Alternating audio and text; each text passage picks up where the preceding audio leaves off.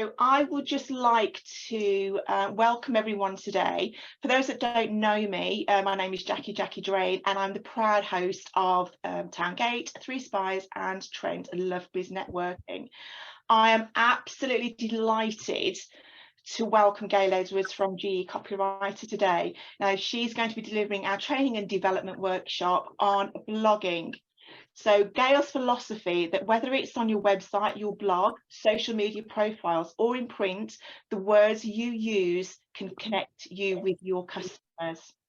So Gayle, I'm going to hand over to you, but I would like to say any questions as you go through the workshop, please pop them in the chat. And then I will come back to them at the end of the meeting. Sometimes as you're or delivering a workshop, you have that question that comes into your head, pop it in the chat, and I will go back to it at the end. So Gayle, it's over to you. And yes, no pressure. And also, Blaze, as I say, get your pens and paper ready. We are doing a little bit of hands-on work today. So Gayle, over to you. Hello, everyone. Thank you all for coming to do blogging with me. I can see some familiar faces who obviously have just come for some refresher on the torture. But today I've condensed as much of my usual 3-hour workshop down into one. So I'm going to try not to go too fast. If at any point I am just ramming information, everyone go, and I'll slow down. Okay, that's fine. I'm going to share my screen. I know you're all on mute, but there are points where I'm going to make you actually talk to me. So just to check you're paying attention. So if I can share my screen. Is that working? Cool, everyone can see it. Okay, I will just say one thing. As you can see, my tagline is words that work without fluff, flannel or faff. I am quite straight talking, so I will be getting to the point through this, and I do think it's a key thing for blogging is that we like people who get to the point. Okay, so every presentation or training workshop begins with a little bit about the presenter, but we've only got 40 minutes, so I'm going to go very fast through this. The key highlights. I went to university and I have a degree in creative writing and literature. I went to work as a temp at Egg Banking, and I was there for 14 years. Then I studied online with the College of Media and Publishing, and then 10 years ago I launched GE Copywriter. So I've been blogging now for 10 years, longer in fact, because I started as a hobby. And during that time, some key moments of my career, I have researched articles and blogs on many different subjects.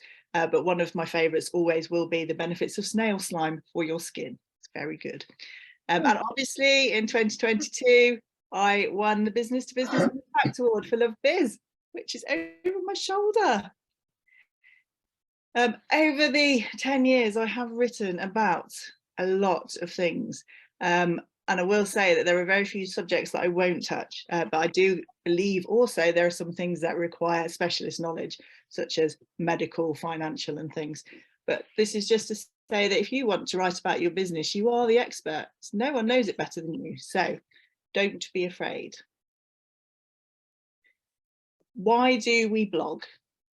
So getting into the nitty-gritty, blogs are the chance for you to really share your experience and share your story. But they also allow you to go into great detail about your product, to be a thought leader. You might choose to educate, you might choose to entertain, or you might just be using it to sell. But blogs can do everything that you need as marketing. And if you're writing them yourself, they're also free. So why wouldn't you do it?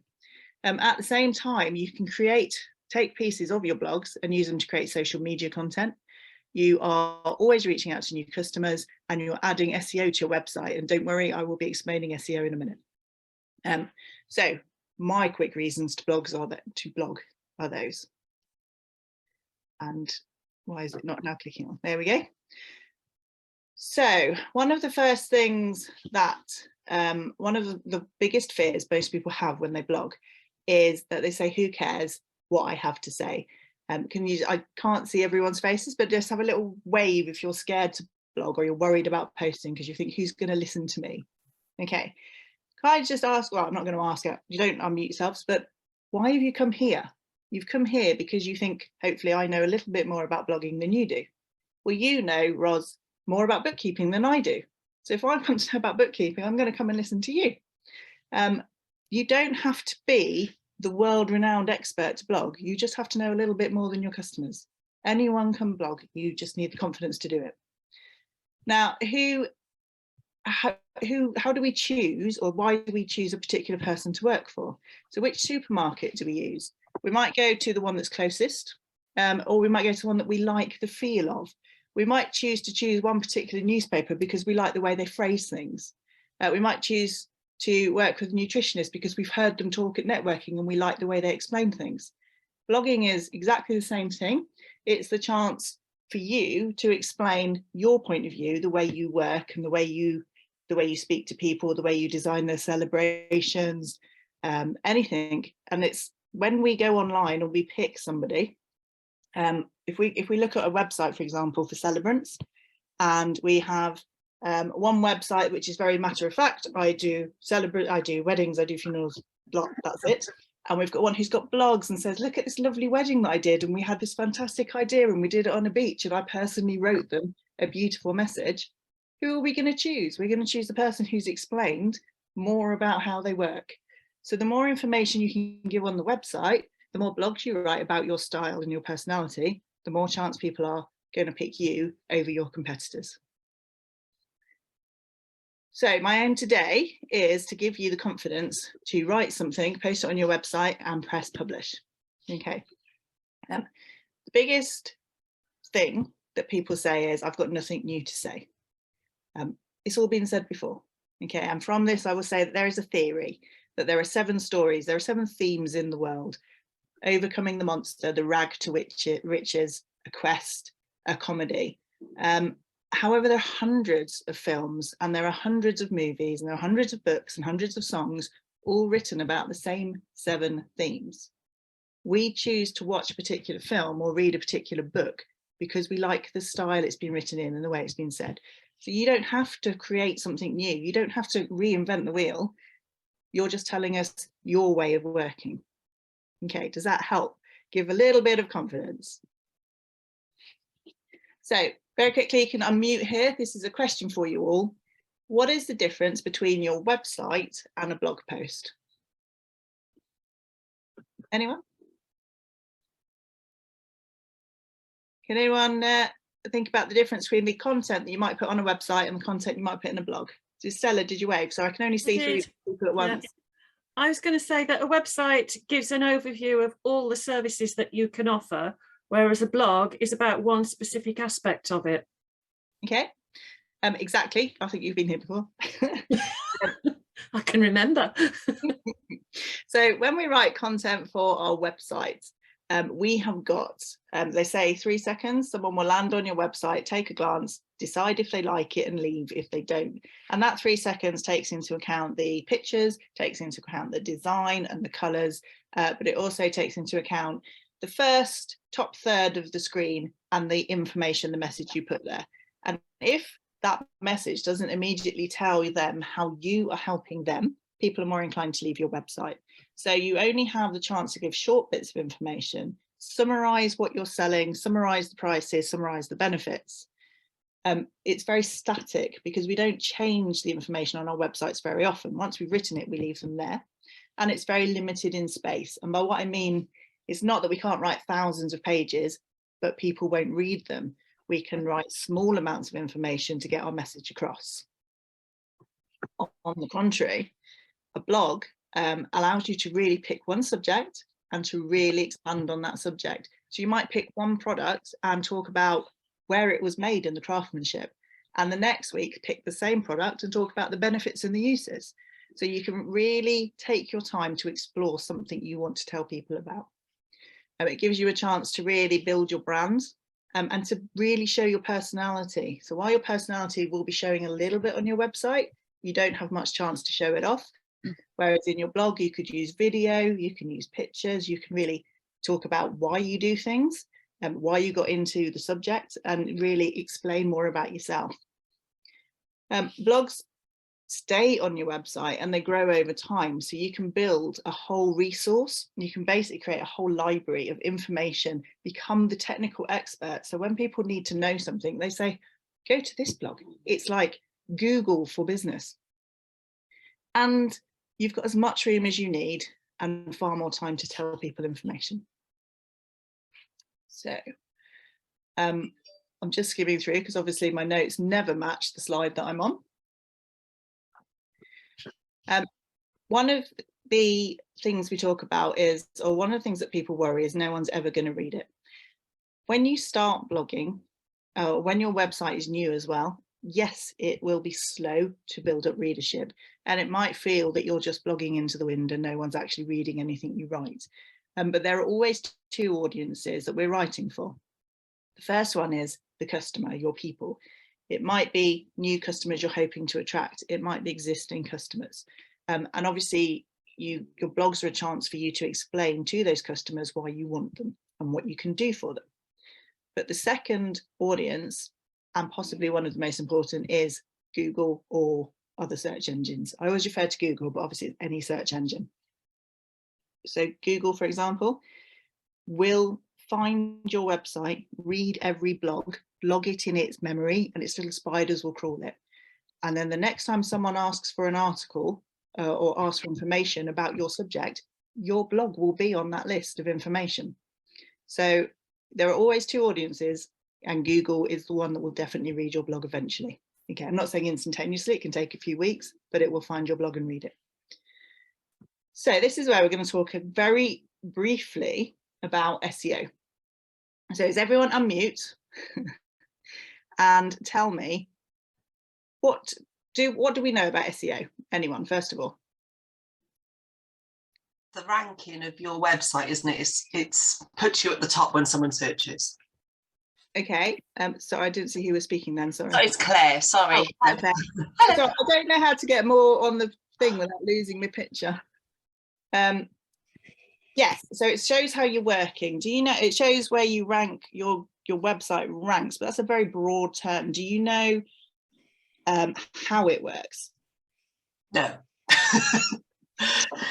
Okay, so what I want you to think about, because everyone talks about SEO and magical mystical words, keywording and ranking, think about it from the other direction. If you as a customer go to Google and type something in, what would you type? So if you wanted to find your website, so sorry for Claire, I'm going to pick on you because you spoke to me now. If I wanted to find your services, Yeah. what would I type in? Think of a phrase. Workplace mental health. Okay, if I type in workplace mental health, is your website going to be there at the top? Currently, no. Okay. Why do you think that would be? Do you think it's a very broad term or very small term? Well, yeah, because it could be a huge amount of things, whereas I specifically offer training. So. And training to who? Individuals, business owners? Well, businesses, yeah, businesses, and to the people in the business, yeah. And where are you based? At Tewkesbury in Gloucestershire. Okay, so if I type in training, business training for mental health in Tewkesbury, yeah, your website is more likely to come up. Okay. Do you think, would it? If I type that in, I'm not really. Well, I would love it if it did. I can't 100% put my hand on my heart and say it would, if I'm honest. Okay. So this is how Google works, isn't it? If we want to find something, we go into Google. If I type in fried green tomatoes, and I think you might have heard me use this, some of you might have heard me use this example before. And you can do it now if you want, you get your phones out, type in fried green tomatoes, and what comes up? Is anyone tapping away? Oh, it's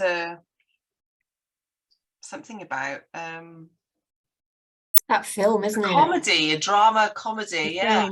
Is it? Okay, so we've got comedy. I bet some of you have got recipes for fried green tomatoes as well. Yeah. And you've probably got cafes serving fried green tomatoes, or even called fried green tomatoes. Okay, so if I wanted to find a cafe near me with called fried green tomatoes, or serving fried green tomatoes, what do I need to add to the phrase fried green tomatoes to find it? Cafe near me. Okay. Or even Lichfield, because I'm based in Lichfield, or Midlands. Okay. So this is how Google works. We put the right terms in and as close to the terms as possible to find the answer we want. Okay. So the websites that have come up on top are the websites that had fried green tomatoes somewhere on their website, and if I'm searching for location, Lichfield. Okay, so if those 3-4 words were not on their website, the website's not going to come up. Now, when you talk to Google and you're asking it questions, Google doesn't write content, does it? Google doesn't write its own. There isn't someone at Google writing hundreds and thousands of words every single day. All the content it's producing is written by you. Yeah, the business owner, the website owner. So the way to appear in a search result is to make sure you've got the words that are most relevant to your business on your website. Does that make sense to everyone? So we've already said, though, there is only so much space on your website page. You can only put so much information before you start waffling and people can't follow what you're trying to sell. Now, in your blog, you can add as much information as you want. So if I wanted to know, how can I train, or how long is training, mental health training in Tewkesbury? And you've written an article or a blog post on your website that says, how long will mental health training take in the workplace? Yeah. That's going to come up straight away. Okay. Isn't it? So the reason that we blog is because we want to add more information, more keywords to our website that Google can then go, look, I found the answer. Someone's typed in mental health training Tewkesbury. I've got an article exactly about that. Does that make sense? Yeah. Okay. So when we use Google, most of us use Google. And why do we use it? It always has up-to-date content. It always has an answer to every question, and it always offers active websites from busy companies. If we went to Google and we typed in fried green tomatoes and it brought up websites that were 16 years old and had no new information on, we wouldn't be very impressed, would we? We don't believe that company's still running. We don't know if they're still active. We don't know if they even still sell fried green tomatoes. So Google wants fresh new content all the time. And the reason that we blog is that we are constantly feeding this Google monster new content about our business so that we remain at the top of search results. Google does have other criteria, obviously. It looks for age. So if your website is brand new, it's going to take time to be found. And that's just something that happens, obviously, but the longer your website is active and the longer it's had time to build up content, the better it will age. However, it's also looking for friendliness, and that's in the build. So does it have a security SSL padlock on it? Is it mobile friendly? Is it accessible? It also looks for trust, and the way we build trust is with links. So if I write an article now, a blog post about my business, and I post it on the LoveBiz website, the LoveBiz website has been there for 10 years. Super shows that below, so 10 years. It's built up age, it's built up trustability. It's got a huge amount of visitors in and out. And if there is an article on there that links back to my website, my new little website, Google is going to go, oh, look, there is a big established, confident, trustworthy website that recommends this person. And that adds credibility to my website. Okay, so we can call that guest posting. We can call it backlinks. But what we're doing is saying somebody bigger and better than us recommends us, and that makes us trustworthy. It is basically like getting a referral, but from a big website to our little one. Does that make sense? So blogging on your own website is very good for your SEO, but getting a link from the LoveBiz website to yours, or a trade magazine to yours, is even better, or is just as good. Which is why we want to share our blogs. Okay. I will get onto the actual blogging in a minute. I'm just explaining why we do it in great detail. And that basically summarizes SEO and the importance of it and why we blog. Now I'm going to talk briefly about the types of post that we can have. We can answer questions, and this is one of the key ways to get content ideas. When your customers ask you a question, if one customer has asked it, 10 more are thinking it. So instead of repeating yourself 10 times and answering every customer, write a blog that explains it all and put that on your website. And if you've got a kind of business that people ask lots of questions all the time, you've got lots of content ideas straight away.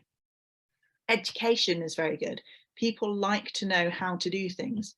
So 5 steps to writing a great blog. I really should write that one. Talk about the news, your industry, your business news, world news if you want to. Talk about your staff or your customers. If you can do a case study saying, here is something I did with my customers and it made them really happy and it was really successful. Not only you're explaining the benefits of what you do, it's another bit of blog content for your website. Visuals, videos and infographics and picture heavy posts are very good. And entertainment, if you're the sort of person who can be playful and entertaining and wants to put a bit of opinion in your website, that's fine too. One thing to remember, if you have comments open on your website, if you put an opinion out there, you will get free opinions back. As you know, when you post on Facebook, not everyone agrees with you. And if you leave comments open, people might decide to let you know what they think. You don't have to have comments open on your website. Okay, so now pens out. What I want you to do is have a bit of a brain dump. So pick 3 things that your business does. Or if, because we're quite short on time today, pick 1 thing that your business does and write that down. So I, for example, have written down here key questions or issues that I want to talk about. So these are things that happen regularly in my day-to-day business life, and I want to have a bit of a moan about them. And then from that, those things are what to look for in your copywriter. Okay, why pick me over everybody else? This is something I really want to expand on because it annoys me or it frustrates me that I can't explain myself very well verbally. I can do it better in writing. Or when to call in your copywriter. So that is why do I always get calls from website designers 5 minutes before they're trying to make the website go live, saying we're still waiting for content, bring me in at the beginning. It might be about services that I sell. So I write websites. Can you write your own website? That's a question that people ask me all the time. Design and layout, I think, matter as much as the content. So they're just blog ideas that I can then write about. So just spend 3 minutes, pick one of the things you do and just brain dump questions customers have asked you or things you want to say about it. And do that now. And I shall stop talking for a minute.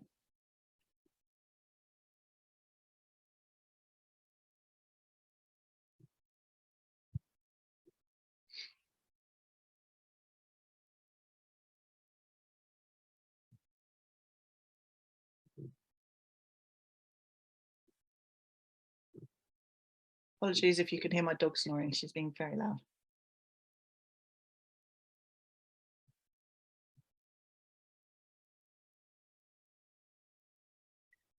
While you're brain dumping there, I'm just going to bring up the next slide in case you need some help. There are some more things that you can write about.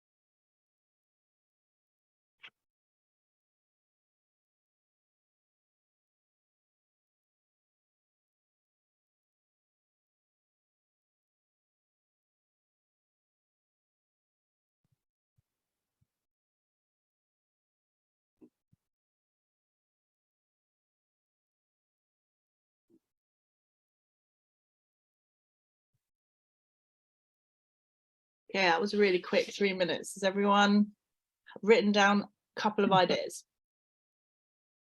Yeah? Anyone want more time? Okay.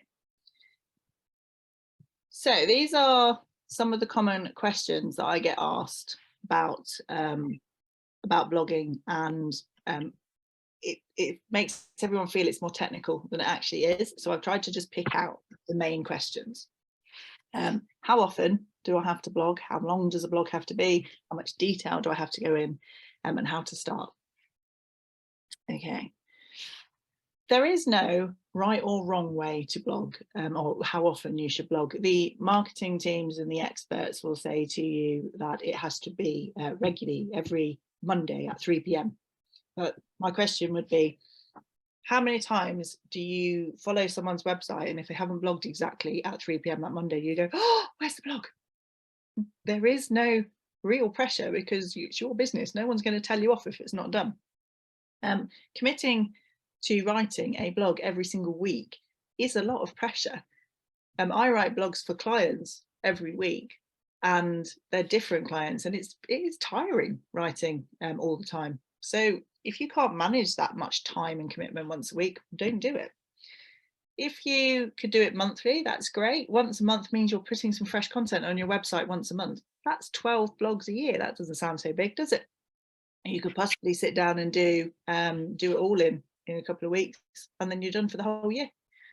So I say if you're not able to commit and you don't have the passion for writing every single week, then 3 weeks. Does that sound good? You know, what I'm saying is there is no set time. So as long as you're trying to do it at least, say, once a month, I'd say that's enough. How long should a blog be? Well, there is a minimum of content length, so 300 to 350 words, where if it's any less, it's too short for Google to pick up. Okay, so let's aim for 300 to 350 words minimum. 500 is a nice, lovely blog. Most blogs are probably around 500 words. So 500 is a nice number that allows you to expand on your subject without starting to waffle. But because most blogs are 500, you're in a very large arena of people writing the same amount of content about the same thing. If you could do 1,000 words, that's great, because not many people will write a 1,000-word blog. But if it means you're writing 1,000 words of waffle, go back to 500. Okay, just as an example, I tend to write 600 to 800 words, and that's where I aim for my clients. If you have a subject to write about that is complicated, so if you are giving legal advice or writing details about legal things, you need to expand on that subject. If you write it too little, you might confuse people or not give them the information they need. So you might even write an article that's up to 2,500 words. But all of those words are relevant and educational and not waffle. Okay, so at the end of the day, Google is looking for fresh, new educational content, not for who can talk the most. So again, it really does depend on what you're writing about and who you're writing to. How detailed? That really depends on the audience. If I was writing an article about the weather outside, which is lovely and sunny, it's not going to take me very long, 400 words, and I'm going to run out of things to say. If I was writing an article about how weathermen calculate the weather pressure for the next 6 months, I might have to get very technical. I'm going to be talking to people who want technical, and it's going to be a very long post. Okay, so you really need to work out who you're writing to and how much time have they got. If your audience is a mum on her way back from the school run who's going to have 5 minutes of coffee before she gets on with cleaning, how much can she read in 5 minutes? That was very stereotyped, wasn't it? How much can she read in 5 minutes with a cup of coffee? It's got to be light-hearted, brief, and to the point. Okay. So now we're going to write a blog post. Is everyone ready? From the brainstorming you did earlier, I want you to pick one subject. I have picked, as part of my nice little blog here, why outsource your writing. And then I want you to write down 3 to 5 key points. Excuse me. 3 to 5 key points of what you want to get to say in that blog. So why outsource your writing? I'm going to put, it saves you time and money, it gives you a fresh perspective, and it's reliable. You know it's going to happen every month. So these are my bullet points. Okay. Then we all know that starting a new subject is hard. The first word is the hardest one to write. So we're not going to start at the beginning, we're going to start in the middle. I want you to take those 3 bullet points, and I just want you to talk about them, expand on them. So if you were explaining to me some 3 bullet points about your business, what would you say? So I would expand. Saving time and money. Doing it yourself is time consuming. That time is better spent with your customers. A fresh perspective from a copywriter is going to be from the customer point of view and not your own. If it's coming out by being reliable, you know it's going to happen, and you know that you don't have to do it. It's the most hated job. Get rid of it. Okay. Then if I was writing the full blog, I would start elaborating. So I would put a bit more wording, I would use full sentences, and I'd make them longer. Then I would put in the introduction. So now I know what my blog is about, I can introduce. This blog is going to be about why you should outsource your writing. And finally, I will add a call to action. Every blog post should end with what I want the customer to do now. Excuse me, too much talking. So my call to action, every blog post, every social media post really should have a call to action. If you don't tell the customer what to do next, they're just going to read it and forget it and move on to the next one. So it might be call me, it might be come back next week, it might be book now, it could be buy, click here to buy or to book. Okay, so what time have we got? If we spend 5 minutes, get as far as point 2 to 3, so pick your subject, 3 to 5 key points, and start just bullet pointing out what you want to say. Okay.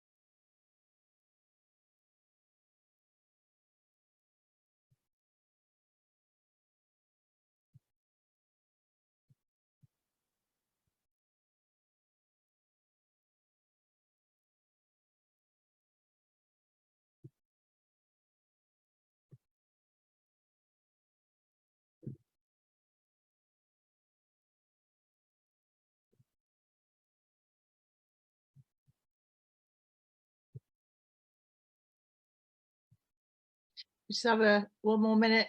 Hopefully you've got some points down.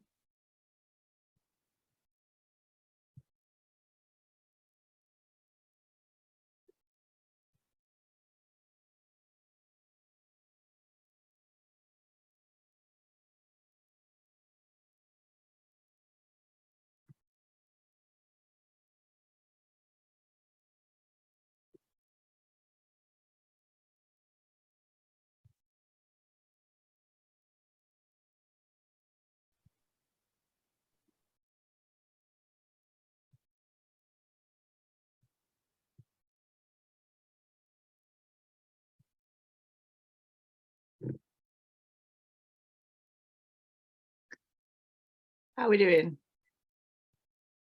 Has everyone managed to pick a subject, write a few bullet points down, start thinking about what they wanted to say? Yeah? So everyone has now started a blog post and is going to have it finished and sent to us or put on your website by the end of the week. Yeah? I've got total confidence. So just a little bit of layout ideas. When you put them on your screen, when you post them onto your website, you have to remember that people have to be able to read what you're looking at. Let me start that again. When you post it onto your website, the first thing that we do when we go to a website is we scan it, don't we? Our eyes shoot down the screen. We don't shoot across the screen. We shoot down the screen. In the same way that newspapers are written in columns, books come in portrait, not landscape, but the internet screen, the computer screen, comes in landscape. So if your website has one thing is formatted into one column and the words run across the screen from left to right, it is very tiring for people to read. So when you put the words on your website, have a look at your design, just scan it, blink at it, don't try and read it, look at it, look away. Does it look inviting? Okay, is it easy to read? Then have a think about pictures. Pictures break up the text, they give us something to look at. So if you look at this slide on the screen, the wording is on the left, it's in two columns. The wording's on the left, pictures on the right. The wording is easier to read because it's in a column. If I spread it out across the whole screen, it would be much harder to read. And if the picture's nothing exciting, it's a weird man I've stolen off the internet somewhere, but it gives you something to look at, doesn't it? It just breaks up the screen a bit, and that's what we want. When people visit our website, we want them to be able to look at it and go, this looks inviting, I want to read this. Then when we lay it out, the title tells us what the blog is about. Then we come down to tell us again the details, more details about what the blog's going to be out in the first paragraph, and then we give a bit more information. Then we have a subheading, and the subheading is in bold or fits your design. It's in a bigger font, but in some way it stands out. And then the information is in a smaller font below it. When I look at a screen, when we read a blog on the internet, we skip down to subheadings. Our eyes will automatically skip to words that are in bold or in large or in a different color. And by doing that, we can scan through a large amount of text very quickly to decide if we want to read it. Okay, so it's important that when you put your blog onto your website, you use visual tricks to help people read it. Okay, subheadings break up the content. They tell us what that particular part of your blog is going to be about, so we can skim down and go, oh, I want to know more about that, I will read it. If you want to add statistics, numbers are actually hard to read. So if you want to put statistics in, use one or two to make your point, but don't overload it with numbers. Because as our eyes scan, if you read a book or you read a story, your eyes scan from left to right. Have you seen those things on the internet where they'll put a few words, but they'll muddle up all the letters inside the word, but your eyes can still read it because your eyes are scanning through the sentence. If there's a number, your brain has to stop scanning to actually read the number. And that's this kind of like a brain stutter. The more brain stutters you create, the harder it is to read your content. Okay. And finally, as I put there, don't forget, always end with a summary. This is what you've learned today. Now here's your call to action. I want you to write your blog by Friday. Okay. And blogs are not magic. I know I've said that they're going to do all these wonderful things for you, and they will. Google will find your blog post and it will start using it to upgrade your website results, to make you react higher in search results, but it's still not magic. It's not going to just appear in front of people. So you can help it by laying a trail of breadcrumbs across the internet that lead people back to where that blog is. And now I've talked about your websites, but that doesn't mean that you have to only post blogs on your website. Oh, good. Post them where you want your customer to be. So if you want your customer to be on Facebook and only on Facebook, and you want them to come to your Facebook page, post the information on your Facebook page. If you only really use LinkedIn and you want your customers to find you on LinkedIn, to read your profile on LinkedIn, and you don't even use a website, post your blogs on LinkedIn. Okay, the aim is to get people to where you want them to be. Then leave a trail of breadcrumbs. So we need to go to Twitter, we need to go to Facebook or Instagram, and say, I've written a fabulous post all about baking bread using marmalade. Read more about it by clicking on this link, and then we're asking them to click on that link and bring them to where we want them to be. Okay, so you post the blog where you want them to be, and then you leave the breadcrumb trail from all your other Facebook and internet and whatever social media accounts, leading them back there. But if you don't tell people that you've written a blog, how will they know? You must do some of the work for them. But the good news is it automatically creates a lot of social posts for you, so you don't have to think of a new one of those as well every week. So very quickly, the do's and don'ts. Do post regularly, but don't force yourself or beat yourself up if you can't post every single day. You're not a newspaper. Have a good design, write well, proofread and read it through. Don't panic too much about that. It is a fact that after you press publish, you will see at least one error, if not 5. Everyone does. Use images, use bullet points to break up detailed information into short bites, and have fun. Don't post too often if the content is going to suffer as a result. So by which I mean, if you want to get a subject across, but you talk about it every single day and you post it on every single platform and you just relentless, people stop reading what you're saying and just see you as an annoyance. Don't have a great big thick wall of text. Make sure you break it up with subheadings. Don't waffle or plagiarize or steal photos. These are all very naughty things. Swearing is optional. Some people it suits, some people it doesn't. And don't be a megaphone, by which I mean don't just talk about yourself. It's not me, me, me. Talk about customers. It's you, you, you is the word that you should be using. And finally, these are a few things that I do. So I then, if people who come on my blog and brunch, my content collaboration, as I renamed it, write their blog posts, and then I can offer them a light edit. So some of you, like Stella, has had these from me before. You write your blog post and I go through and I very gently suggest, very politely, with not too many instructions, I like what you said, but it's got lost in this sentence. Perhaps we should rewrite this one, and just give you some ideas so that you can go back and finish it. Then I do a very full edit where I will go through it line by line and make amendments and change it so it's ready to publish. But each time I explain why I've done it. So you carry on learning and you write your own all the time. And obviously I run the content collaboration, which is my online or in-person group where we sit there and we brainstorm ideas. So if you really don't know what to write about, then ask the room, we'll brainstorm ideas, and then you will sit there and do the writing, and I will help badger you until you get it published. So if you're still not ready to blog and you want more help, just let me know. And that's it. How do I come out of this thing? There you go. Were there any questions? Or thank you so much for that. I have got a couple of questions here. Let's come along. I know that Joe, you've got to leave at 1:55, but Joe has actually said that she's heard many mixed messages about links. Okay. Can you just cover that for us? What kind of mixed messages? Joe? Oh, sorry, I didn't know. I'll unmute. Can you hear me? The messages are, I've heard, if you put links in, it takes people away, it's bad for your website. And then if you don't, and then you're saying put them in to link to other places. And I get these messages like things on LinkedIn, you must never put how people can contact you if it's going to take them out of LinkedIn or Facebook in the main thing. You have to put it in one of the messages underneath. So I get very confused about that. So there's a slight difference there in where you're posting.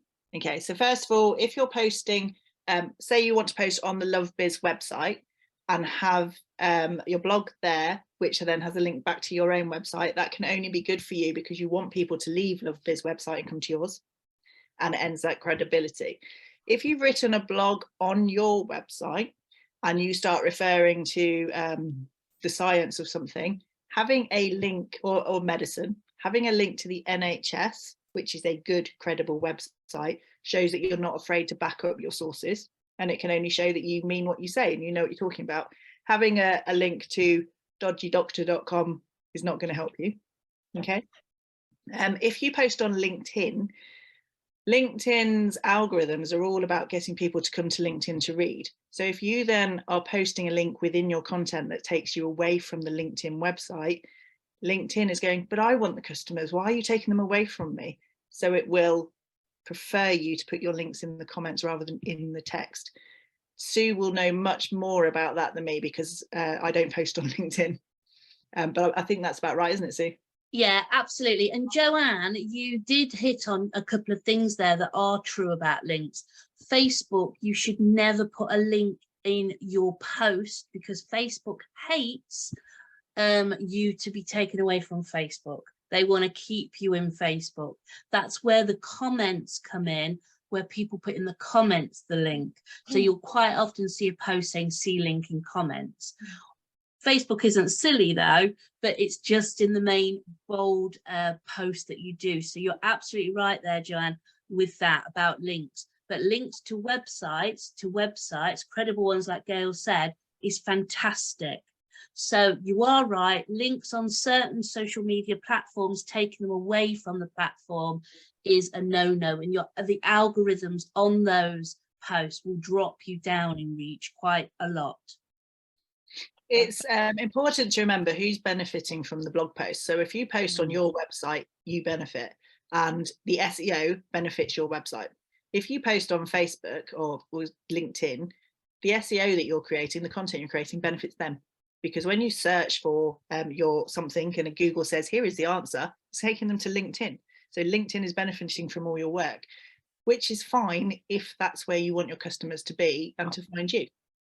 Remember as well that anything you post on Facebook, LinkedIn, if they decide to delete your account, you've lost it. Well, I post all my blogs on my website first, and then I have someone who actually then takes that blog, chunks it up for me into sensible bits and posts them on Facebook and LinkedIn during that month. So I do a blog at the start of the month and they do the chunking up and posting, and then I comment on them. But thanks for that clarification. I have put something I'm a little confused. You said about posting on the LoveBiz website several times. I thought we could only put things on the LoveBiz Facebook, not on the LoveBiz. So that confused me a little. I'll stop asking questions now. No, that's fine. We introduced blogging on the website just before Christmas, Sue. I got autumn, autumn many time. cocktails at one of the lunches and said, why aren't we blogging for free on the website? So if you write a blog and send it over to the email address, which Sue will know off by heart and I don't, then blog at lovebiznetworking.co.uk. Then I will give it a light edit, as I showed you that I do, for free. Very light though, not 3 hours worth of editing. And then as soon as it's ready to go, it will be posted on the LoveBiz website, and you're automatically getting free publicity for your website and for yourself. It's like doing a 10-minute to the whole of LoveBiz and every visitor to LoveBiz. And we get thousands on the LoveBiz website. And me and Gayle shout from the rooftops, we want blogs, don't we, Gayle? We do. And everyone went, yeah, I'm going to blog. And I'm still waiting for you all to send them to me. Yeah. Well, they're all going to send it now, Gayle. There we go. All going to have blogs. Thank you for that. And Joe, hope that answers your question. I've just got one here, and I think we've actually covered it probably, but it is, do you have to have a website to create a blog, or can you use a different platform? I know that's Janice, that's your question, and you briefly covered that in your talk.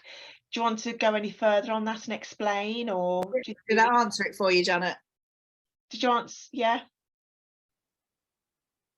Yeah, you did answer it to a certain extent, but I remember a long time ago, somebody set me up with something when I was doing Sticky Fingers. It was stickyfingers.blogspot.co.uk or something like that. So it was a blog website. I don't actually have a dedicated website because I use a learning platform for my courses. And so I just wondered, do I really need to have a website, even if it's only a page? Or you know, there's pros and cons for everything here. So I would say if I was looking for Sticky Fingers lessons, cooking lessons, if I type it in, will information come up? So a Facebook page that shows me you're active, in which case you're credible, I've checked you out, I trust you, I will send you some money. If you have no presence at all, how would I even know that you exist? Because today we don't have yellow pages. Everyone checks for an internet presence. So if you're coming up on it's like House of Colour have the same thing.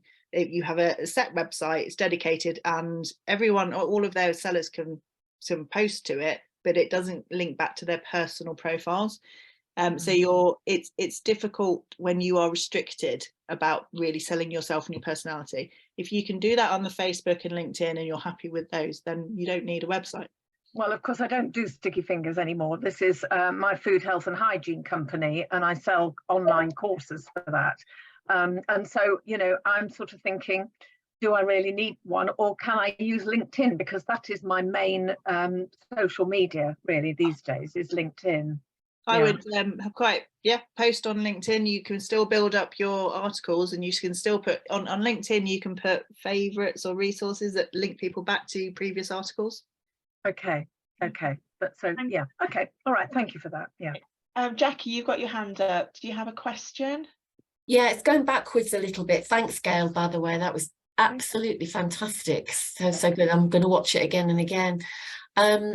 Going back to the links, are there any restrictions to where you can link out to without asking their permission, for instance? I would say if you're quoting another website, you should always link to them, and always make it clear where you're getting that information from. They will usually get a notification that they've had a link, and if they don't like it, they can ask you to take it down. Okay. I can't see why someone wouldn't want you to link to them, because it benefits them, unless you're being derogatory. Yes.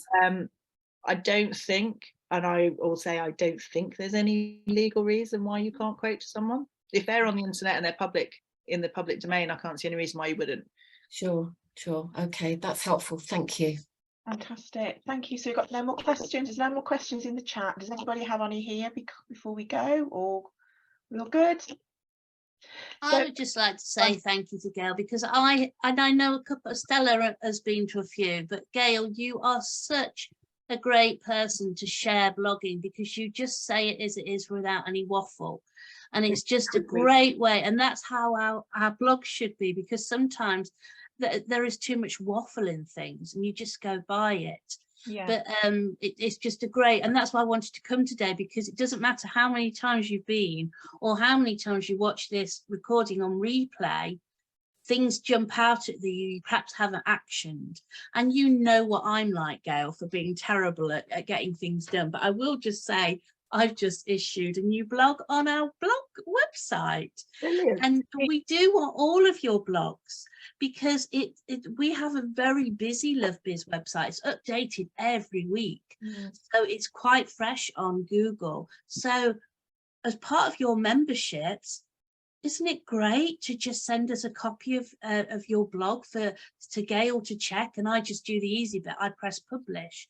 But isn't it a great way of extending your network and getting you out there a bit more?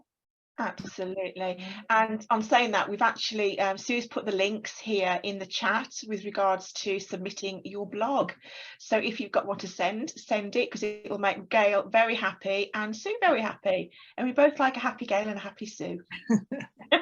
Lovely. So thank you, Gayle. It was an absolutely brilliant training and development workshop. And as Sue has just said, and I think Jackie's going to look it back, when we keep watching it, we'll see different things that will come out and jump out to us. So yeah, please, you know, visit the recordings. So again, I'm going to say thank you very much. I'm actually going to stop the recording now.